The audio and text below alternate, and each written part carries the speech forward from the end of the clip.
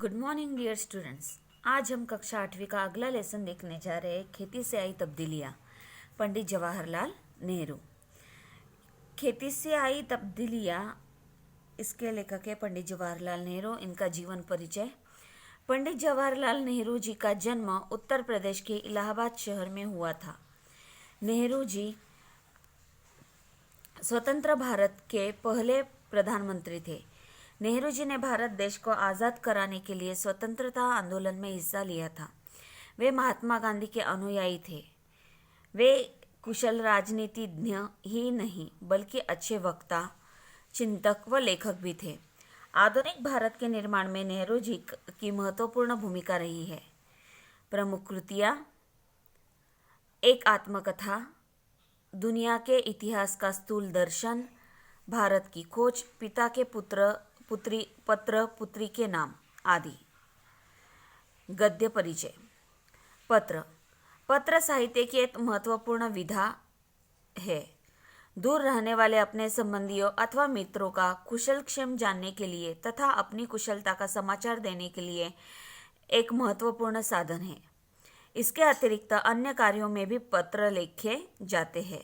प्रस्तावना: खेती से आई तब्दीलियाँ। इस पत्र में लेखक पंडित जवाहरलाल नेहरू जी ने अपनी पुत्री इंदिरा को मानव की आदिम अवस्था, खेती का प्रयोग एवं मानवीय सभ्यता का धीरे धीरे होने वाले विकास को सहज और सरल ढंग से परिचित कराया। प्रिय बेटी इंदिरा, अपने पिछले खत में मैंने कामों के अलग अलग किए जाने का कुछ हल बतलाया था। बिल्कुल शुरू में जब आदमी सिर्फ शिकार पर गुजर बसर करता था, काम बटे हुए न थे।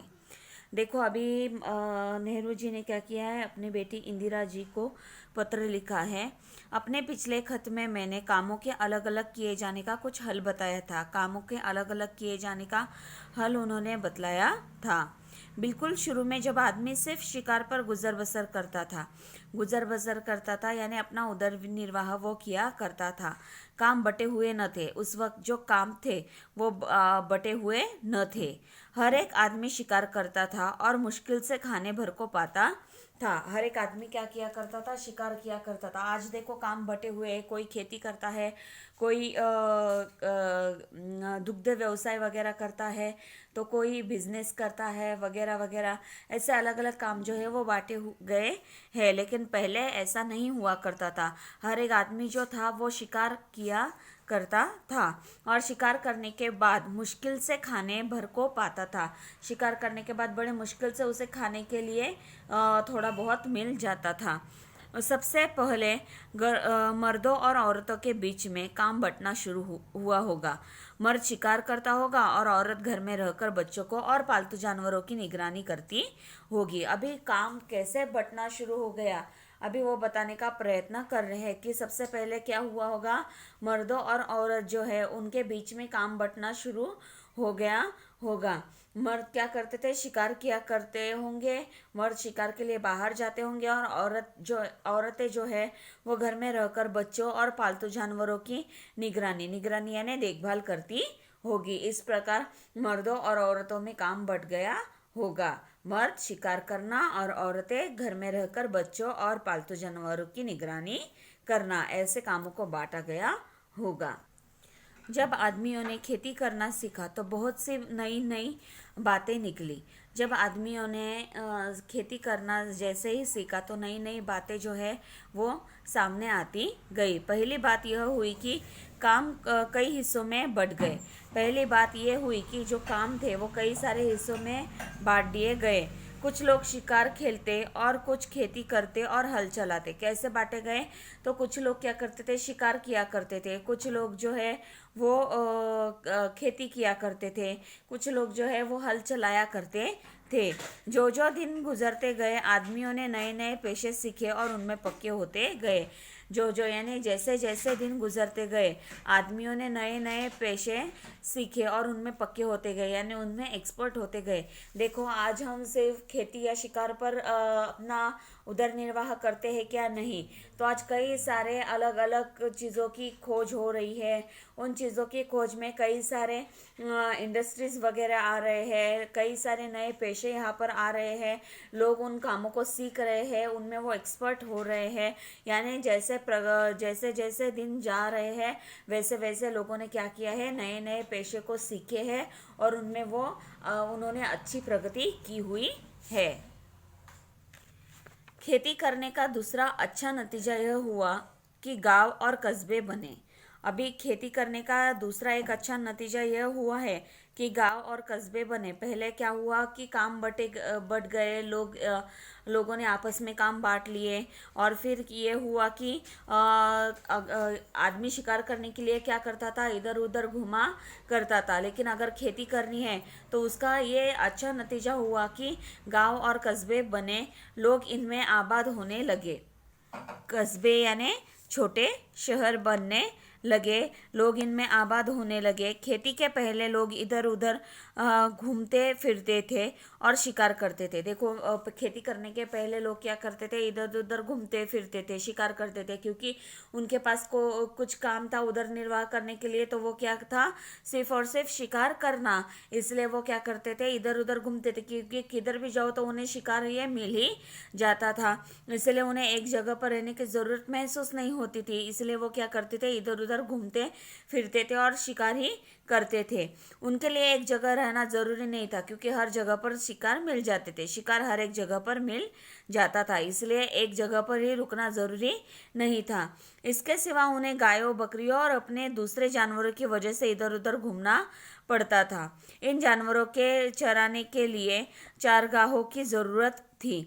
देखो उसका और एक कारण उन्होंने बताया है कि उनके जो गायों, बकरियों और अपने दूसरे जानवरों की वजह से वो इधर उधर घूमना पड़ता था। क्यों है इधर उधर घूमना पड़ता था? क्योंकि एक जगह का चारा अगर खत्म हो गया तो वो दूसरी जगह पर जाते थे। इन जानवरों के लिए, जानवरों को चराने के लिए चारगाहों की ज़रूरत थी। चारगाहों यानी कि पशुओं की चरने की जगह, उसकी जगह उस जगह की ज़रूरत थी। एक जगह कुछ दिनों तक चरने के बाद ज़मीन में जानवरों के लिए काफ़ी घास पैदा नहीं होती थी और सारी जाति को दूसरी जगह जाना पड़ता था। क्या होता था कि एक जगह पर कुछ दिनों तक चरने के बाद तुरंत ही जल्दी में जानवरों के लिए काफ़ी घास नहीं पैदा होती थी, नहीं निकल आती थी। इसके वजह से सारी जो जाति थी उनको एक जगह से दूसरी जगह जाना पड़ता था। जब लोगों को खेती करना आ गया तो उनका ज़मीन के पास रहना ज़रूरी हो गया। देखो जब लोग खेती करना आ गया, उन्हें समझ में आ गया कि ऐसा करने से हम खेती अच्छी तरीके से कर सकते हैं, खेती का काम आना जैसे उन्हें शुरू हो गया तो उनका ज़मीन के पास रहना ज़रूरी हो गया। क्योंकि खेती का ऐसा नहीं ना, आप इधर बीज बोगे, कल दूसरी जगह पर जाकर और कुछ मिलेगा नहीं। तो बीज बोया है तो क्या कर, फसल आने तक उन्हें वहीं पर रुकना पड़ता था। ज़मीन के पास ही रुकना बहुत ज़रूरी हो गया। ज़मीन को जोत कर वे छोड़ नहीं सकते थे। ज़मीन को जोता, बीज बोया, वैसे ही वो छोड़ नहीं सकते थे। उन्हें साल भर तक लगातार खेती का काम लगा ही रहता था। देखो क्या होता था, फिर खेती में अनाज बोने के बाद वो साल भर तक खेती का काम उन्हें शुरू ही रहता था, लगा ही रहता था। और इस तरह गांव शहर बन गए। किस तरह गांव शहर बन गए? तो जैसे लोगों ने खेती करना शुरू कर दिया। खेती शुरू करने की वजह से उन्हें एक जगह पर ही रहना पड़ता था, क्योंकि साल भर खेती के जो काम है वो शुरू रहते थे। और इस प्रकार एक जगह रहने के वजह से गांव और शहर धीरे धीरे करके बन गए। दूसरी बड़ी बात जो खेती से पैदा हुई वह यह थी कि आदमी की ज़िंदगी ज़्यादा आराम से कटने लगी। दूसरी ये बात हुई कि पहली बात तो ये हुई कि लोग एक जगह पर ही रुकने लगे, एक जगह पर ही रहकर वो अपना खेती का काम करने लगे। हमेशा जैसे शिकार के लिए वो घूमा करते थे वैसे उनका घूमना फिरना बंद हो गया और एक जगह रहने के कारण धीरे धीरे गांव और शहर वहाँ पर बसने लगे। दूसरी बड़ी बात जो खेती से पैदा हुई वह यह थी कि आदमी की ज़िंदगी ज़्यादा आराम से कटने लगी, बहुत ही आराम से कटने लगी। क्योंकि देखो कि शिकार के लिए उन्हें दिन भर भटकना पड़ता था, इधर उधर बैठना पड़ता था। दिन दिन भर बैठकर कहीं तो कभी तो जल्दी से उन्हें शिकार मिल जाए, या कभी कभी दिन भर बैठकर शिकार भी ना मिले, ऐसे होता था। बहुत सारे कष्ट उठाने पड़ते थे। शिकार हर रोज़ शिकार करना पड़ता था। लेकिन इस खेती के वजह से क्या हुआ था, आदमी को रोज़ जाकर शिकार के लिए जो खेती का काम है वही करना पड़ता था। शिकार के पीछे बार बार भागना नहीं पड़ता था। इसलिए जो उनकी ज़िंदगी है वो ज़्यादा आराम से कटने लगी। खेती से ज़मीन में अनाज पैदा करना सारे दिन शिकार खेलने से कहीं ज़्यादा आसान था। क्यों आराम से कटने लगी, तो खेती से ज़मीन में अनाज पैदा करना, अनाज का निर्माण करना सारे दिन शिकार खेलने से कहीं ज़्यादा आसान था। जैसे मैंने बताया कि दिन भर अगर वो बैठेंगे, कभी तो शिकार मिलेगी, नहीं मिलती है तो क्या हो जाता था, उन्हें ठीक से उदर निर्वाह के लिए कुछ नहीं मिलता था। लेकिन दिन भर भागा दौड़ी उन्हें करनी पड़ती थी, राह देखनी पड़ती थी। लेकिन जो खेती करने के वजह से उनकी ज़िंदगी आसान हो गई थी। इसके सिवा ज़मीन में अनाज भी इतना पैदा होता था कि जितना वे एकदम खा नहीं सकते थे, इसे वे सुरक्षित रखते थे। और इसके सिवा ज़मीन में जो अनाज पैदा होता था, इतना अनाज पैदा होता था कि जितना वे एकदम खा नहीं सकते थे, एकदम से वो खा नहीं पाएंगे। देखो अगर 10 गोनियाँ भी हुई तो 10 गोनियाँ वो खा पाएंगे क्या? गेहूँ अगर 10 गोनी हुआ तो खा पाएंगे क्या? नहीं, उनमें से ज़्यादा 2, 3 या 4, लेकिन कुछ बचते थे, कुछ अनाज बचता था। और ऐसे बचे हुए अनाज को वो क्या करते थे, सुरक्षित रखते थे। एक और मज़े की बात सुनो। अभी वहाँ पर वो एक मज़े की बात बता रहे हैं। जब आदमी निपट शिकारी था तो वह कुछ जमा न कर सकता था, या कर भी सकता था तो बहुत कम, किसी तरह पेट भर लेता था।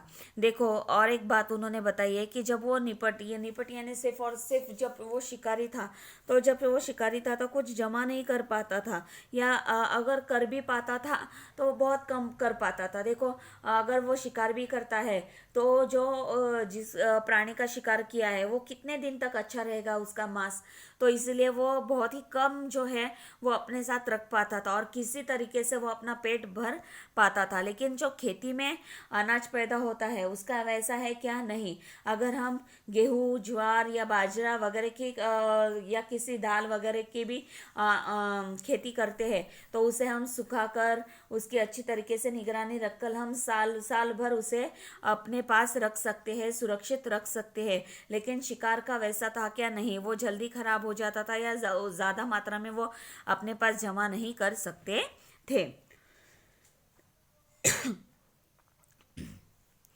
उसके पास बैंक न थे जहां वह अपने रुपए व दूसरी चीज़ें रख सकता। देखो उसके पास बैंक भी नहीं था कि शुरू में जैसे ही खेती वगैरह करना शुरू हो गया तब उनके पास बैंक भी नहीं था कि जो अपने रुपए है या दूसरी चीज़ें हैं वो जाकर बैंक में सुरक्षित रख सके।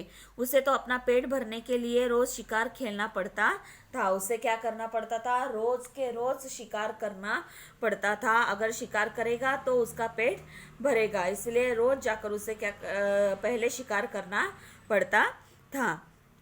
खेती से उसे एक फसल में ज़रूरत से ज़्यादा मिल जाता था। खेती से में जो फसल आती थी वो एक फसल में उसकी जितनी ज़रूरत है, साल भर की जितनी ज़रूरत है, उस साल भर के ज़रूरत से कुछ अधिक मात्रा में उसे मिल जाता था।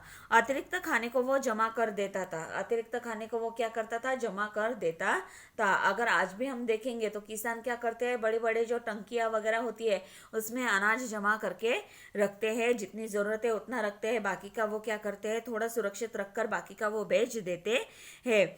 इस तरह लोगों ने अतिरिक्त अनाज जमा करना शुरू किया। इस तरह वो क्या करते थे, लोग अतिरिक्त अनाज को जो है वो जमा करके रखते थे, जितनी ज़रूरत है उतना इस्तेमाल करते थे, बचा हुआ वो जमा कर लेते थे। लोगों के पास अतिरिक्त अनाज इसलिए हो जाता था कि वह उससे कुछ ज़्यादा मेहनत करते थे जितना सिर्फ पेट भरने के लिए ज़रूरी था। लोगों के पास ये इसलिए ज़्यादा हो जाता था क्योंकि वो अतिरिक्त अनाज इसलिए हो जाता था कि वो कुछ ज़्यादा मेहनत करते थे। देखो अभी 4 गोनियाँ गेहूँ लगने वाले हैं तो सिर्फ 4 गोनियाँ ही निकालेंगे, खेती से निकालेंगे क्या? नहीं। तो वो मेहनत करते थे, कुछ ज़्यादा अनाज उसमें से आ जाता था और इसीलिए उससे कुछ ज़्यादा मेहनत करते थे, जितना सिर्फ पेट भरने के लिए ज़रूरी था इतनी वो मेहनत किया करते थे। तुम्हें मालूम है कि आजकल बैंक खुले हुए हैं जहाँ लोग रुपए जमा करते हैं और चेक लिखकर निकाल सकते हैं। देखो आज क्या हुआ है, हमारी प्रगति हो चुकी है। दिन ब दिन लोग मेहनत करते हैं, मेहनत करने के बाद जो उन्हें सैलरी मिलती है वो कहाँ पर जमा होती है? बैंक में जमा होती है। लोगों को जितना पैसा महीने भर के लिए लगता है उतना वो क्या करते हैं? चेक लिखकर निकाल सकते हैं। आज तो देखो कितनी प्रगति हो चुकी है।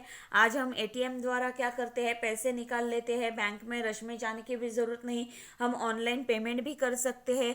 यानी कई सारे बदलाव जो है वो आदि युग के मानव से लेकर अभी तक जो है वो कई सारे बदलाव, अच्छे अच्छे बदलाव होते नज़र आ रहे हैं। वो कहते हैं कि तुम्हें तो उस ज़माने की बात वो कर रहे हैं कि आजकल बैंक खुले हुए हैं जहाँ पर लोग क्या करते हैं? अपने रुपए जमा कर लेते हैं और चेक लिख कर निकाल सकते हैं। ज़रूरत पड़ने पर वो क्या करते हैं? चेक लिखकर जो पैसा है उनका वो निकाल सकते हैं। यह रुपया कहाँ से आता है? अभी सवाल पूछा गया है कि जो बैंक में रखा गया रुपया जो है वो रुपया कहाँ से आता है।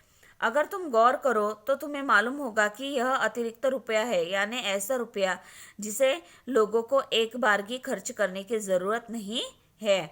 अगर तुम इस बात पर ठीक से ध्यान दो तो तुम्हें यह समझ में आएगा, तुम्हें मालूम होगा कि ये जो अतिरिक्त रुपया है यानी ऐसा रुपया जिसे लोगों को एक बार की खर्च करने की ज़रूरत नहीं है। देखो जैसे ही सैलरी होती है हम सारा का सारा रुपया एक साथ खर्च करेंगे क्या? नहीं।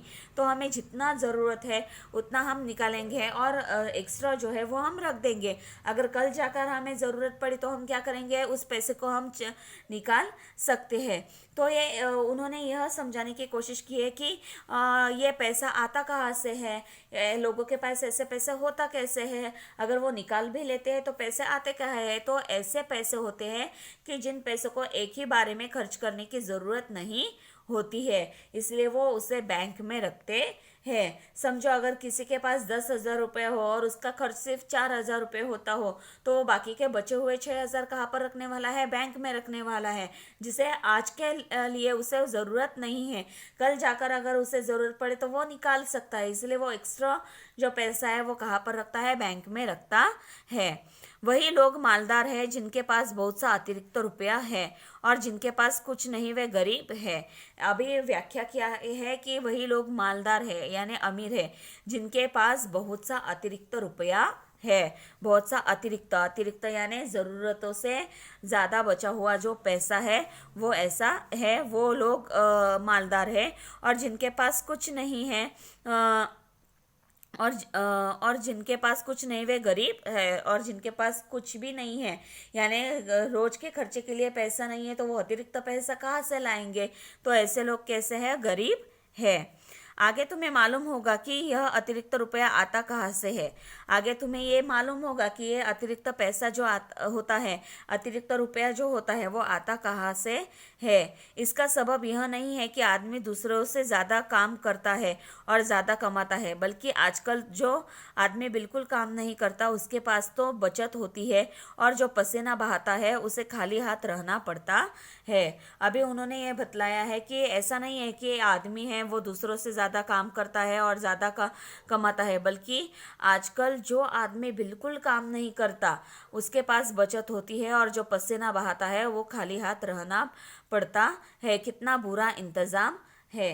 देखो यानी यहाँ पर ऐसे बताया गया है कि जो मालक वगैरह वर्ग होता है तो उन्हें क्या होता है? अतिरिक्त पैसा मिलता है, लेकिन जो मजदूर होते हैं वो दिन ब दिन काम करते रहते हैं और काम करने के बावजूद भी उन्हें जो है वो पेमेंट मिलता है। देखो उनका पेमेंट भी बढ़ जाए तो उसके साथ साथ क्या हो रही है? महंगाई भी बढ़ रही है। और जैसे जैसे महंगाई बढ़ रही है जो अतिरिक्त मिला हुआ पेमेंट भी है वो ज़्यादा मिला हुआ पेमेंट भी है, वो भी क्या हो जाता है, खर्च हो जाता है। यानी परिस्थिति कैसे होती है, जैसे थे वैसे ही हो जाती है। इसका बुरा असर अमीर लोगों पर कम लेकिन गरीब लोगों पर ज़्यादा पड़ता है, ऐसा कहने का उनका अर्थ है।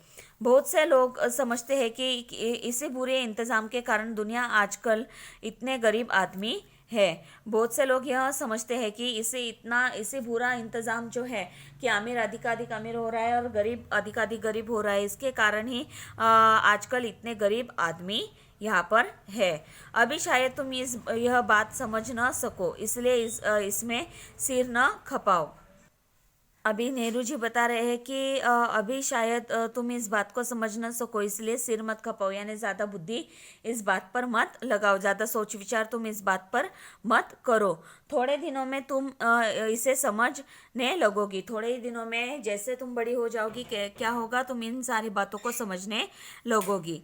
इस वक्त तो तुम्हें इतना ही जानना पर्याप्त है कि खेती से आदमी को उससे ज़्यादा खाना मिलने लगा जितना वह खा नहीं सकता था, यह जमा कर लिया जाता था। अभी नेहरू जी बता रहे हैं कि तुम्हें इस वक्त इतना ही जानना पर्याप्त है, यानी सफिशिएंट है कि खेती से आदमी को उससे ज़्यादा खाना मिलने लगा जितना वह खा नहीं सकता था। मैंने जैसे बताया कि 10 गोनी हुई तो वो 10 गोनी गेहूं नहीं खा पाएगा, ज़्यादा से ज़्यादा 4 खा पाएगा, लेकिन उससे ज़्यादा अनाज वो जो होता है वो उसके पास आने लगा, वो जमा कर लिया जाता था। उस ज़माने में न रुपए थे न बैंक। उस ज़माने में जो था ना रुपए थे ना बैंक थे। व्यवहार कैसे होते थे, अनाज देकर कुछ चीज़ें खरीदी जा सकती थी या दूसरा सामान देकर चीज़ें खरीदी जाती थी। रुपए या बैंक वहाँ पर नहीं था। जिनके पास बहुत सी गाय, भेड़े, ऊंट या अनाज होता था वे ही अमीर कहलाते थे। उन्होंने परिभाषा क्या बताई, आजकल क्या है, जिसके पास ज़्यादा धन है, संपत्ति है, उसे सबसे ज़्यादा अमीर माना जाता है, ज़्यादा पैसे वाले व्यक्ति को अमीर माना जाता है। लेकिन उस ज़माने में जिनके पास बहुत सी गाय है, भेड़े हैं, ऊंट है या अनाज है, जितना ज़्यादा होता था उतना वो लोग जो है वो अमीर कहलाते थे। यहाँ पर जो है तुम्हारा यानी यहाँ पर उन्होंने आज पैसों से अमीरी तोली जाती है, तो पहले गाय, भेड़े, ऊंट या अनाज ज़्यादा होने पर अमीर कहलाए जाते थे। यह बताया है तुम्हारा पिता जवाहरलाल नेहरू। यहाँ पर नेहरू जी ने क्या किया है, अपनी बेटी इंदिरा को खत लिखा हुआ है। ये अगर हम देखेंगे तो पूरे पाठ में उन्होंने क्या बताया है, खेती आदि, पहले मनुष्य किस प्रकार शिकार करता था, उसके बाद कैसे उसने खेती करना शुरू कर दिया, पहले शिकार के लिए कैसे वो जगह जगह पर घुमा करता था, लेकिन खेती जैसे ही शुरू हो गई उसकी तो वो एक जगह पर रहने लगा, एक जगह पर रहकर वो खेती करने लगा, जिससे उसकी ज़िंदगी आसान हो गई। शिकार करता था तो शिकार के वजह से वो ज़्यादा जो है वो एक जगह पर संग्रहित नहीं कर सकता था, लेकिन अनाज जो है वो अपनी ज़रूरत से ज़्यादा अनाज खेती में निर्माण होता था और वो क्या करता था, अपने पास संग्रहित करके रखता था, अपने पास जमा करके रखता था। उस समय पर बैंक वगैरह न थी, ऐसा उन्होंने बताया है। आजकल बैंक में अतिरिक्त पैसा जमा किया जाता था। वो अतिरिक्त पैसा कैसे होता है, तो अपनी ज़रूरत पूरी होने के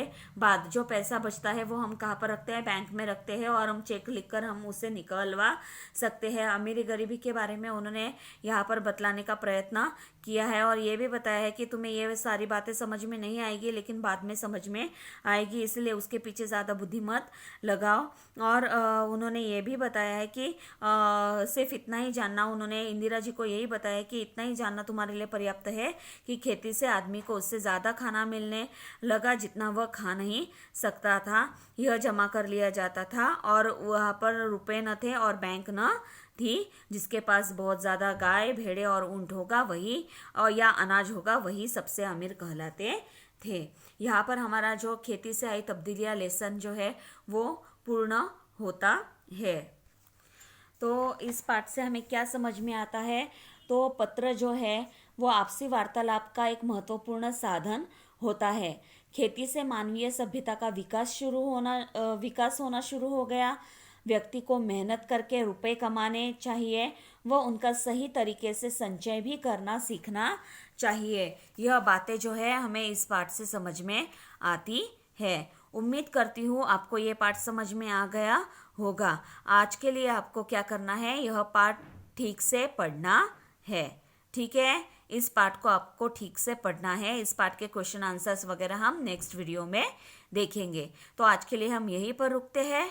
धन्यवाद।